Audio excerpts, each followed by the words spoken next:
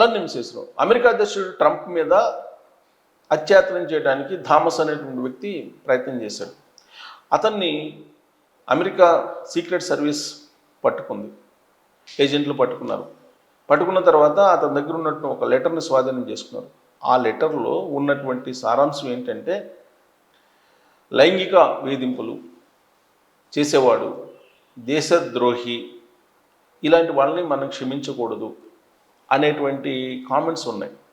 ఈ కామెంట్స్ను ఎవరి గురించి చేశాడు అనేది చర్చనీయాంశం అవుతున్నటువంటి తరుణంలో ట్రంప్ తోటి మీట్ ది ప్రెస్ నిర్వహించినటువంటి జర్నలిస్టులు, ఒక లేడీ జర్నలిస్టు థామస్ రాసినటువంటి లేఖలో ఉన్నటువంటి అంశాలు మీ గురించేనా, మీ గురించి మీరు అనుకుంటున్నారా అని చెప్పి ప్రశ్నించినప్పుడు అగ్గి మీద గుగ్గిలమయ్యంట అమెరికా అధ్యక్షుడు ట్రంప్ ఆ లేడీ జర్నలిస్ట్ మీద. మీరు ఎప్పుడు ఇలానే అడుగుతుంటారు, నేను నికార్సైనటువంటి మనిషిని, నాలాంటి నిజాయితీపరుడు, నాలాంటి దేశభక్తి కలిగినటువంటి వాళ్ళు ఎవరు లేరు అని చెప్పి విరుచుకుపడ్డాడంట ట్రంప్.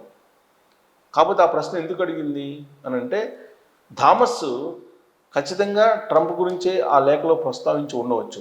పైగా థామస్ వాషింగ్టన్ హిల్టన్ హోటల్లో ఎంటర్ కాబోయే ముందు అతను ఒక లెటర్ రాసి ఆ లెటర్ని వాళ్ళ ఇంటికి మెసేజ్ రూపంలో పంపించాడంట. మెసేజ్ రూపంలో పంపిస్తే ఇలాంటి వాళ్ళని మనం క్షమించకూడదు, ఇలాంటి వాడిని క్షమిస్తే దేశానికి నష్టం జరుగుతుంది, కాబట్టి ఇలాంటి వాళ్ళని క్షమించకూడదు అని చెప్పి దాంట్లో ఉన్నటువంటి సారాంశం. మరి ఇది ట్రంప్ గురించి అని అంటే, ఎప్స్టీన్ ఫైల్స్లో ట్రంప్ ఉన్నాడు.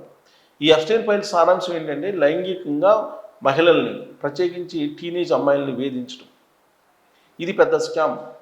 దాదాపు కొన్ని లక్షల పేజీలకు సంబంధించినటువంటి స్కామ్, 13 లక్షల పేజీలకు పైగా అమెరికా న్యాయశాఖ విడుదల చేస్తుంది. దాంట్లో ట్రంప్ యొక్క ప్రస్తావన ఉంది. ఎప్స్టీన్ ఫైల్స్లో ట్రంప్ ఉన్నాడు, ట్రంప్ అనేక మంది అమ్మాయిలతో, చిన్న టీనేజర్స్ తోటి ఆయన లైంగికంగా ఇబ్బంది పెట్టాడు అనేది ఎప్స్టీన్ ఫైల్స్లో ఉన్నటువంటి అంశం. ఇది ప్రపంచంలో ఎక్కడ చర్చ జరుగుతుందో అని చెప్పి ఇరాన్ యుద్ధం తీసుకొచ్చాడు డైవర్షన్ చేయడానికి. ఇది అంతర్జాతీయ సమాజం చర్చించుకుంటున్నట్టు అంశం, ఇదేదో నేను చెప్తున్న కాదు.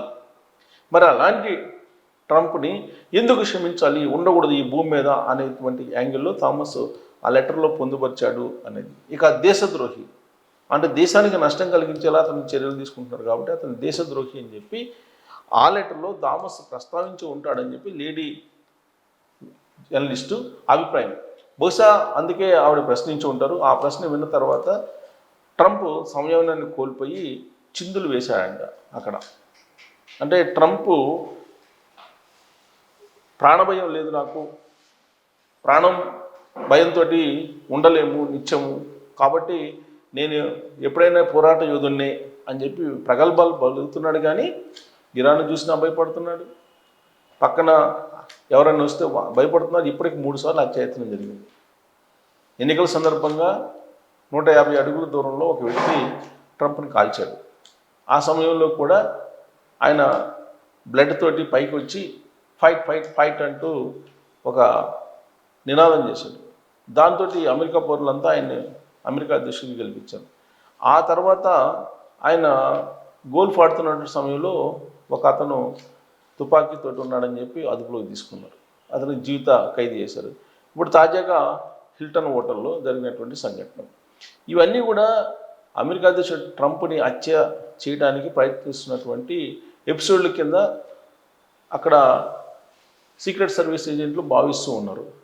మరి ఇప్పుడు థామస్ లెటర్లో రాశారు కదా, మరి థామస్ రాసినటువంటి లెటరు ఏదైతే ఉందో ఆ లెటర్లో పొందుపరిచినటువంటి అంశాలు ట్రంప్ గురించేనా అనేది ఒక అంశం అయితే, అసలు ట్రంప్ మీద ఇన్నిసార్లు అత్యాచారం ఎందుకు జరుగుతుంది అనేది కూడా ఇంకోటి. అది సీక్రెట్ సర్వీస్ ఏజెంట్ల వైఫల్యమా, లేదంటే ట్రంపే ఎలాంటి క్రియేట్ చేసుకుని సింపతి గెయిన్ చేసుకునేదానిక ఎప్స్టీన్ ఫైల్స్ బయటికి రాకుండా. సో ఇదే హోటల్లో ఈ సంఘటన జరిగినప్పుడు నేను కూడా ఉన్నానంటూ కేఏ పాల్ చెప్తున్నాడు. మరి నిజంగానే కేఏ పాల్ అక్కడ ఉంటే ఈ పాటికి వచ్చేసి ఉండేవాళ్ళు మీడియాలోకి. మరి అసలు హిల్టన్ హోటల్లో జరిగినటువంటి సంఘటన, దానికి సంబంధించిన నిందితుడు థామస్ రాసిన లెటర్లో ట్రంప్ గురించే ప్రస్తావించుంటాడా అనే దాని మీద మీరు కామెంట్ చేసి థ్యాంక్ యూ.